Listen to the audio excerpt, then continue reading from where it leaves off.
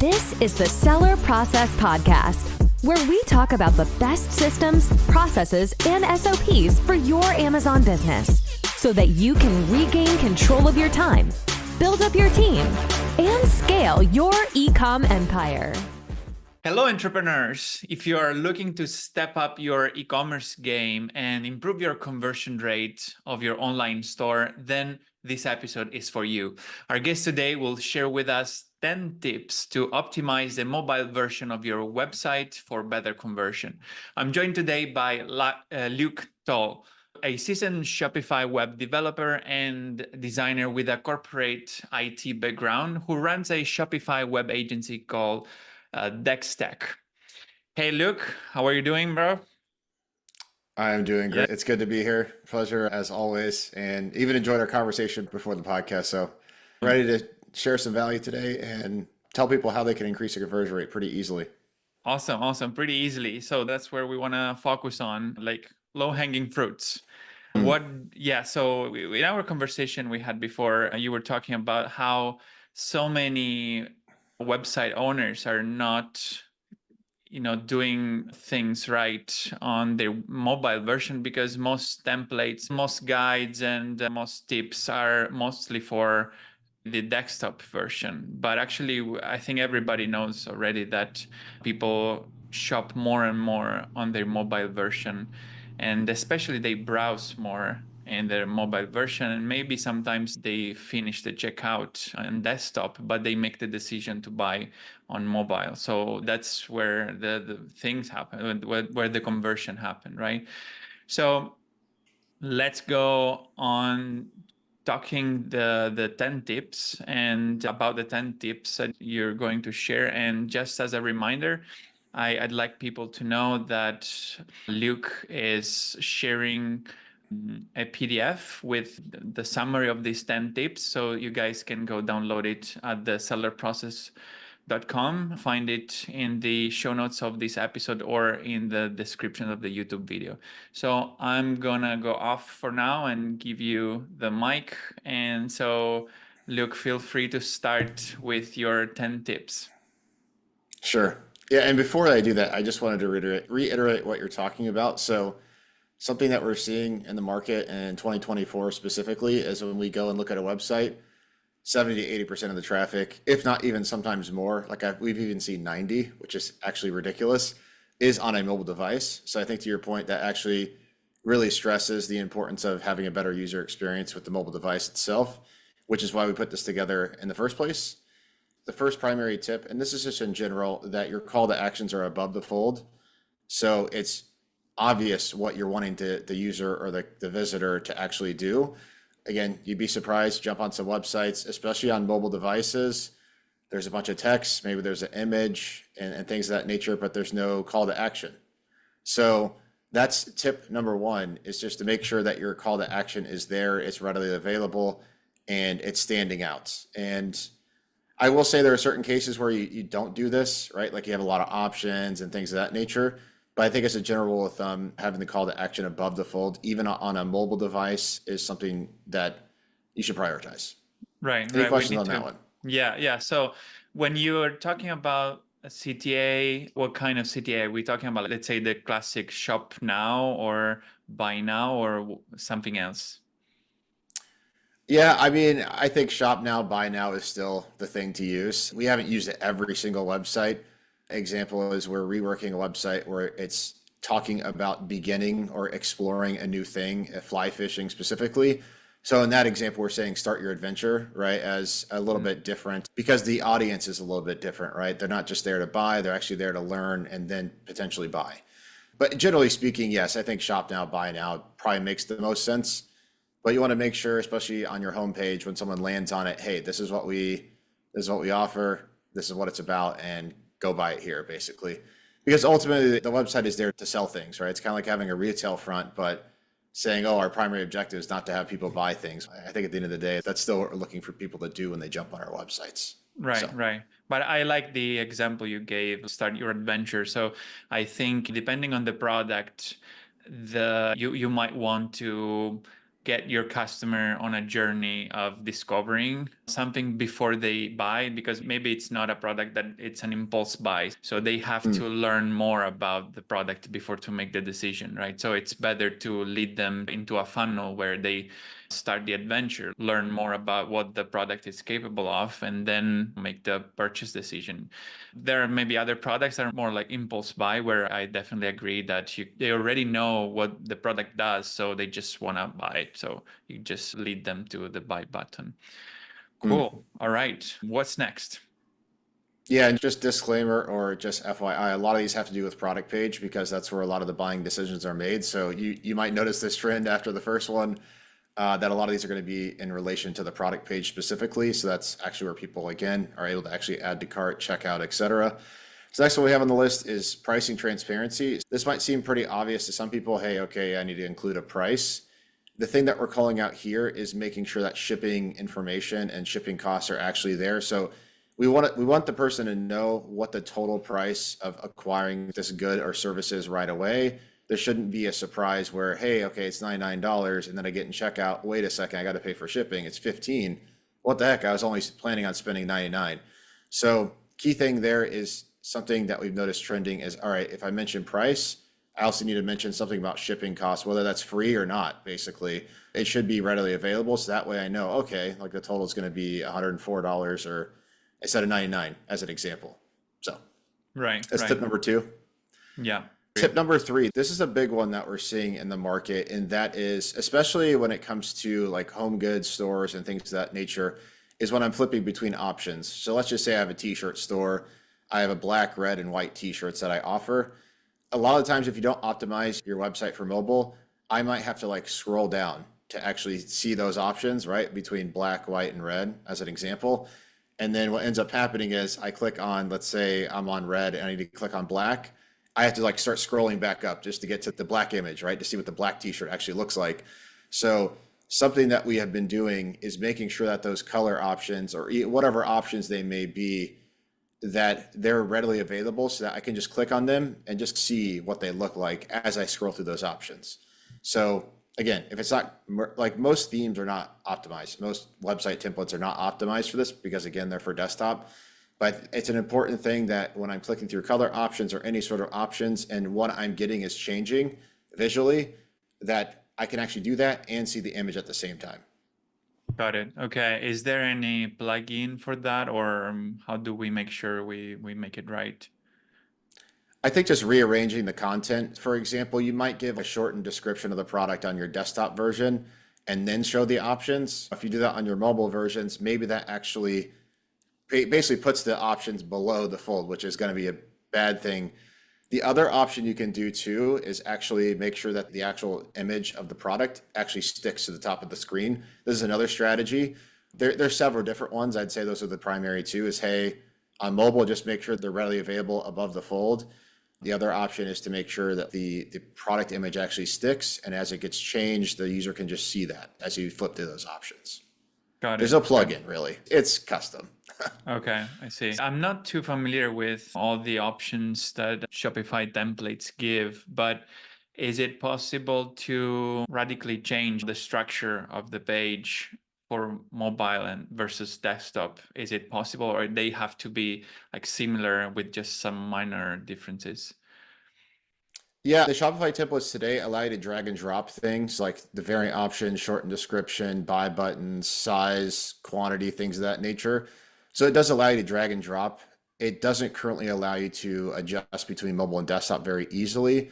However, if you could use like some small formatting code, you might be able to actually just hide certain things on desktop specifically, things of that nature. So there are some easy ways to execute it, I would say. But it depends, right? It depends on the product mix. It depends on the options, how many you have. And again, this is where A/B testing comes into play, which is a bonus tip, but I just wanted to mention it because every single interaction people have with your site needs to be measured and you need to make sure that, hey, this change I'm actually making, is it going to increase sales or not? So. Got it. Okay, cool. So let's move on with the next tip.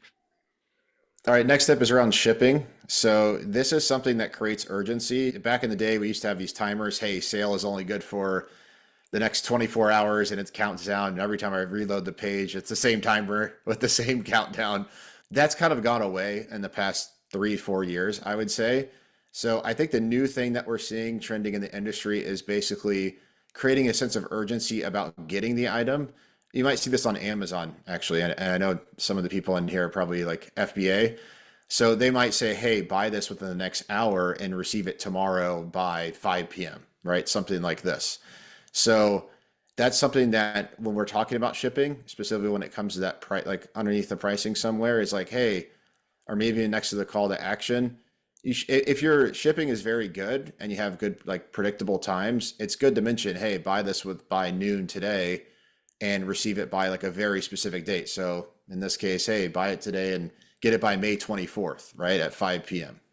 So this creates a sense of urgency because the person's like, oh, wait, if I want to get this now or get it tomorrow, I need to buy it within the next hour. And I think it's a real sense of urgency, right? If you don't buy by noon, the warehouse is not going to process it until Monday, as an example. So this is really a tip for if your shipping is very good and dialed in. Obviously, I wouldn't do this if your shipping's like 7, 8 days or something like this, but I think this is for people that have like a very good systematized fulfillment process. Right, right. Yeah, that's interesting. And is there any like automatic link from between the store and your like warehouse management system or something? Not necessarily. Typically, your warehouse or whoever your third-party fulfillment center is, they'll tell you, hey, if like you give me this order by 12 p.m. today. So it's a little bit of coding. There's also some third-party apps you can actually implement to say, hey, if someone orders before this time in their time zone, then these are like kind of the parameters.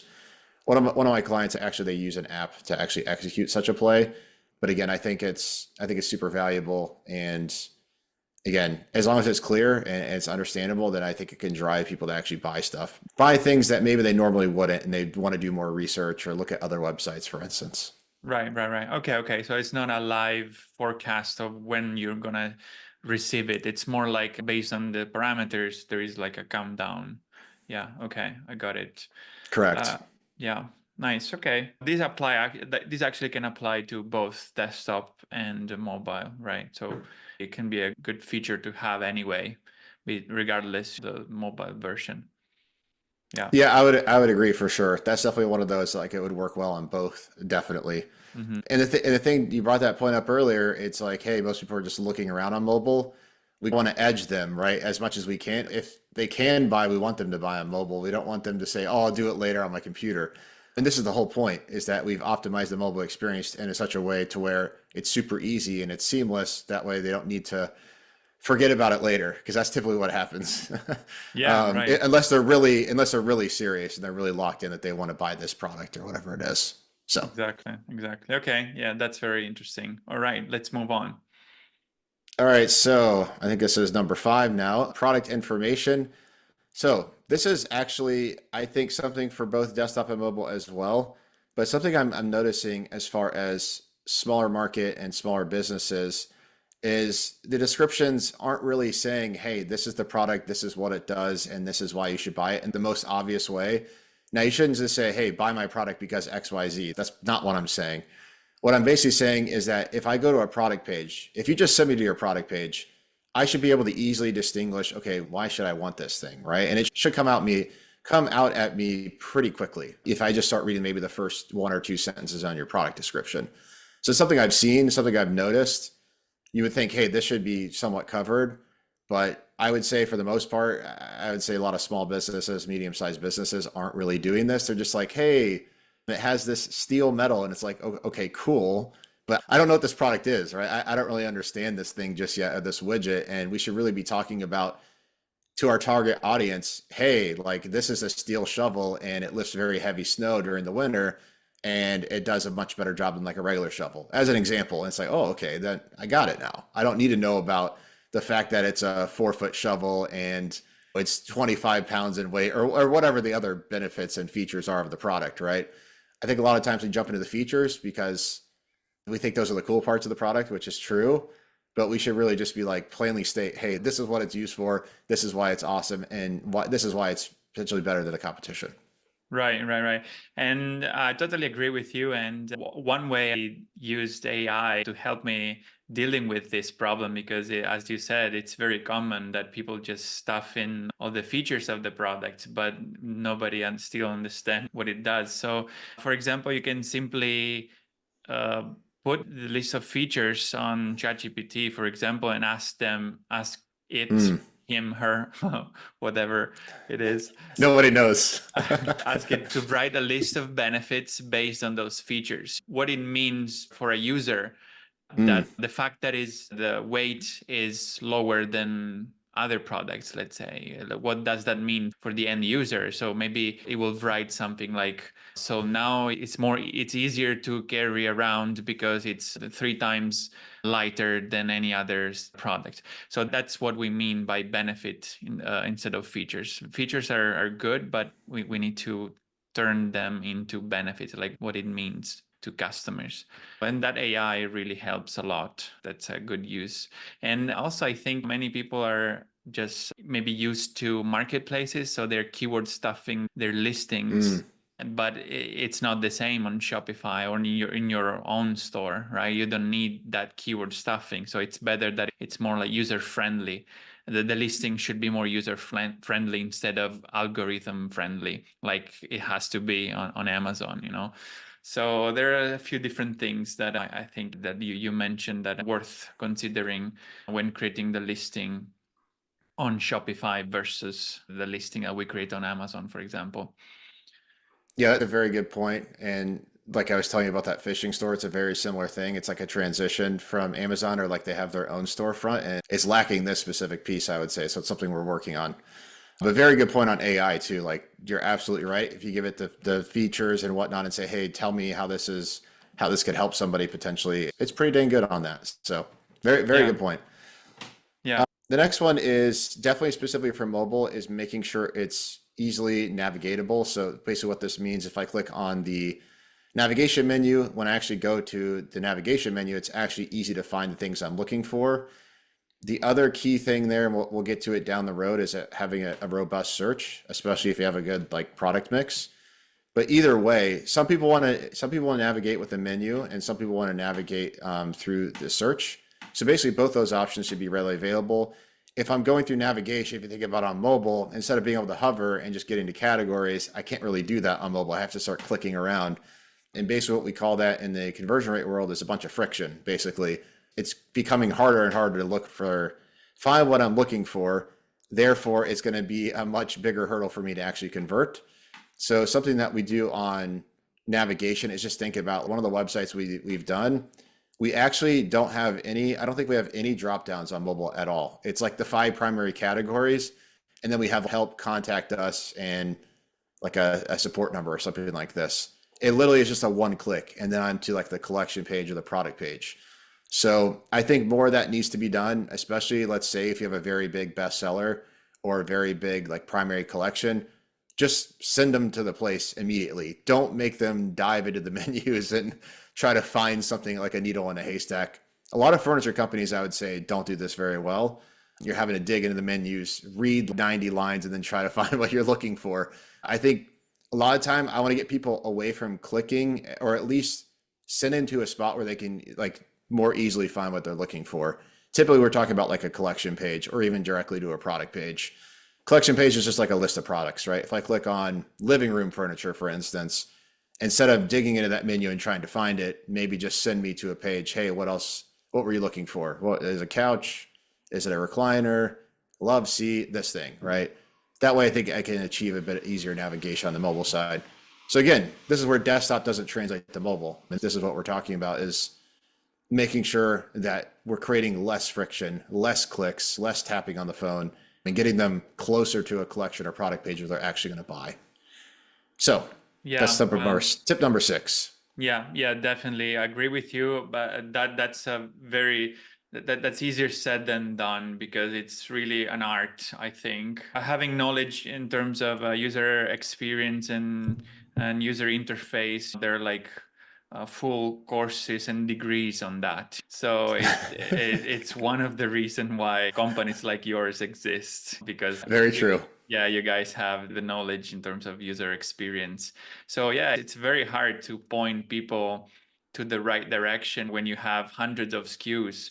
It's an art really to understand how the customer will think when it browses in your webs and what he's going to click them in the right pages. Yeah, that's an art, yeah, which I think templates are not good for this purpose because they're standardized, but this is a purely personalized kind of thing. So depends on your products, depends on how many SKUs you have.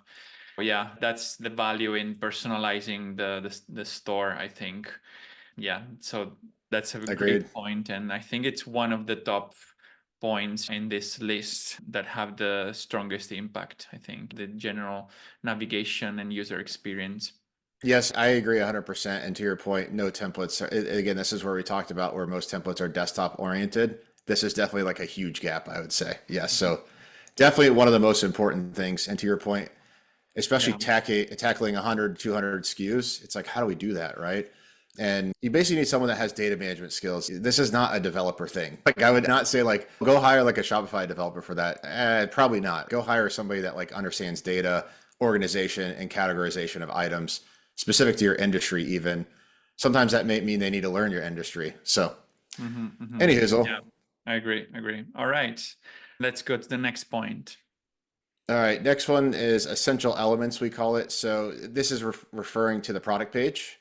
So again, I think you mentioned about the Amazon listing, how things are a bit different. So when it comes to the product page listing, there's several different key components that you should have in order to actually create the likelihood for a conversion. So testimonials is one. So a lot of the times, hey, I have 100 reviews, cool. But what we should be doing is likely highlighting just a few that we think really fit the user persona or avatar that we're after. That way, someone's not like scouring the reviews trying to figure out what's good, what's bad. We're actually just serving those on a silver platter for them. So that's one. Comparison chart when you can have it. So if you have a competition, or even if you have, let's say, a current state of what the person is facing, you can actually list out, hey, these are all the things my product does. This is what happens when you don't have my product or you have another product like our competitor's product, for instance. I like this especially for products that are functional. Just saying, hey, look, this is a very obvious difference in experience for your life if you buy this product.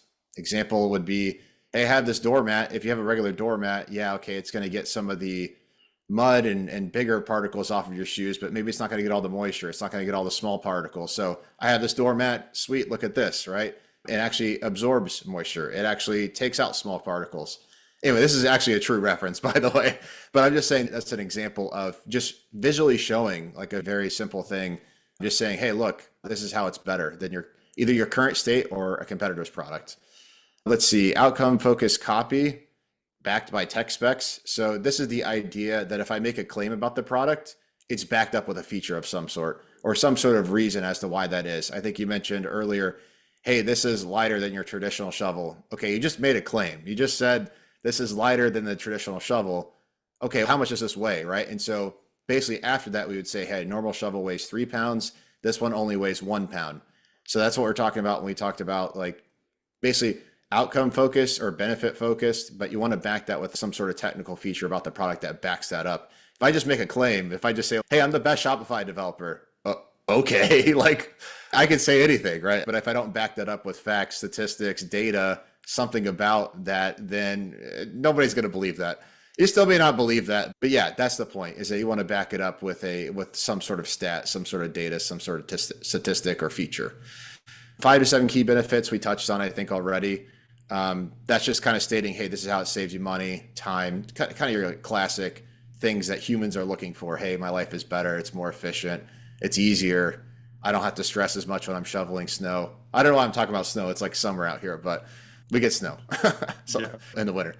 Let's see, relatable customer stories. So this is like what your ideal customer journey looks like. Hey, I had all these back problems, and when I was shoveling snow, it was really hard, and I found it very difficult. Now I bought this shovel, and I no longer have back pain, and my life has been completely changed. Now I can pick up the kids and take out the trash without having any sort of pains, as an example. It's like a testimonial, but it's more like telling a story. where it's a transformational journey for that person. Kind of like the hero's journey where it's like, hey, I had this problem. It was like a huge setback for me. I got this product and everything changed. My whole life was different. So that's what we mean by a relatable story. It's a little bit different than a testimonial. And reviews. You want to have reviews regardless. You want to have, I would say, at least 20, 25. So if you don't have that many on your store, either take the ones you have on Amazon if you have them, or find a way to get them, right? Give it to a friend, send it to people for free, whatever. But you want to have reviews on your website. Otherwise, very unlikely that people are going to buy the product. So those are the essential elements. There's a lot there. It's very packed. That's super high level, but those are all very important for a product page. Yeah, makes sense. I'd like to remind people that we're taking these tips off of a PDF that it's free for you guys to download at the sellerprocess.com or in the YouTube description of the video. So yeah, go check that out. You can download it and you will find all the points that we're touching in this presentation. All right, so let's go on. We have the last 3 points. Yep, I'm probably going to rattle these off relatively quickly because I think we've covered these. So homepage, clear call to action on the homepage. We talked about this. When I jump on the homepage, I understand what you sell, why you sell it, and this is how I can go get it, basically. We talked on that a little bit. Reviews and ratings, I think we just talked about. But the point there is that when I go to a product page, the reviews and the number of reviews and the amount of stars that it has should be close to the product title. I think it's a pretty obvious thing, but I've seen times where it's not, or it's not related or close by. It's hard to figure out what are the ratings. So just make sure that's underneath the title, close by. Very standard thing, either above or below it. And then predictive search, we talked about that as well. I think that's actually super duper important on mobile, especially with like stores that you were talking about that have 100, 200 SKUs, or just a lot of product mix in general. Predictive search can be super helpful, especially if it's like, gosh, how do I find this thing? Oh, let me just click the search button. And when I start typing something in, boom, it pops up to the top, right? So that can be a very massive thing from a user experience perspective if your search is on point. And there are certain strategies and way to do that in Shopify. A lot of that has to do with tagging of the product. So Shopify basically works off 3 different things: product title, the variant titles and values, and then tags. So if you have something that isn't really in the product title, it's not really part of the variants, but it's like a core characteristic of the product, the recommendation there is you actually put it in a product tag, and that way it would actually jump to the top still if someone happened to misspell the product name, or there's some other way to call this product, but it isn't in the title, for instance. This is just another tip for predictive search on Shopify specifically. Right. Yeah, I love that. I think it's very smart. Yeah, especially to find products in stores that have lots of SKUs. So definitely, I think people use the search bar, especially in the mobile version, because it's more prominent at the top, the search bar. Yeah. Okay, I was interested to ask you, is there any tools or apps or plugins that you suggest using, especially for mobile? I don't know, something that you really liked or made a difference, or you are more like about customization, like hard coding things in the store? Yeah, I mean, typically we're doing a lot of custom coding, basically creating a unique theme to that brand.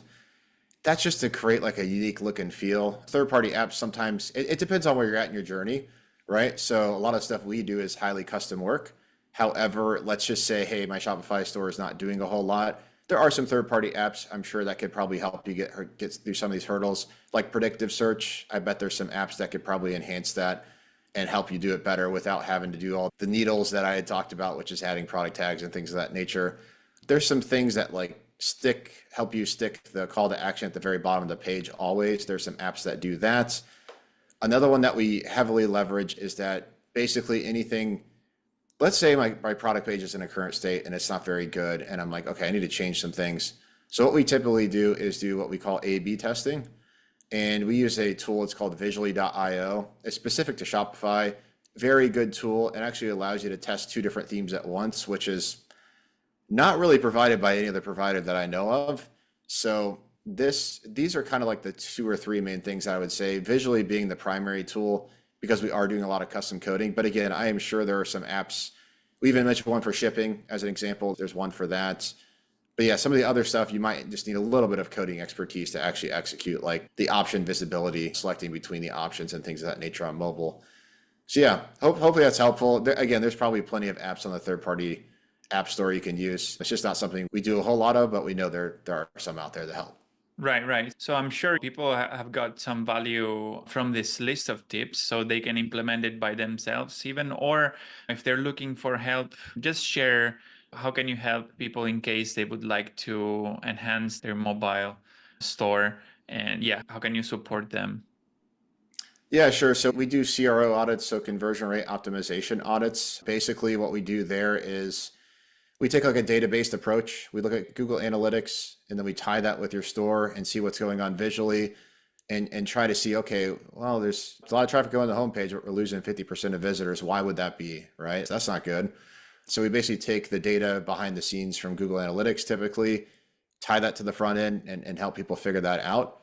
So we have that service. And so they can reach out to us either at dextech.com. So that's D as in dog, EKSTECH.com. You can also find me on LinkedIn, Luke Tull. It's another way you get a hold of me. But yeah, that's a place where I would start, is saying, hey, my conversion rate's not good. I kind of want to see what I should be doing. And I actually think that's a really good place to go, because otherwise we don't have a good foundation, right? We like to create a good foundation. Hey, these are all the set of changes that we think do we need to occur. Here's the priority. Let's like knock them off. Or you can even, like you said, tackle some of them yourself. So that's a good way to do it. That's simply a good place to start, especially if you already have a store and you're already making sales. So Awesome. that's it. Yeah. Thank you very much, Luke. So it was very insightful, and I remind people that they can download the PDF that you shared with us at thesellerprocess.com or on YouTube in the video description. Thank you very much again, Luke. It was really nice to have you here. So yeah, Thank you. Thank you again. So guys, remember, the key to success is to emulate the best. So take home the insights that Luke just shared with us and start implementing it in your business. You can download the free resources from today and start taking action. Okay.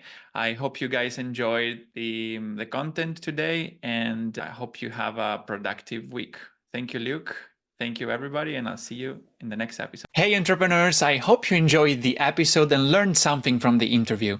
If you're serious about creating systems for your business, automating processes, and building up your team so that you can transfer the tedious daily tasks in order to focus on more high-level strategic tasks and work on your business and not in your business, I've created a guide for Amazon sellers named Capturing Systems and Creating SOPs that you can find at thesellerprocess.com/systems ebook, where you will learn how to leverage systems and SOPs in your Amazon business so that you can accomplish more by working less, optimize your time, automate and delegate tasks, and reap the benefits of being a true business owner and not simply an operator in your own business.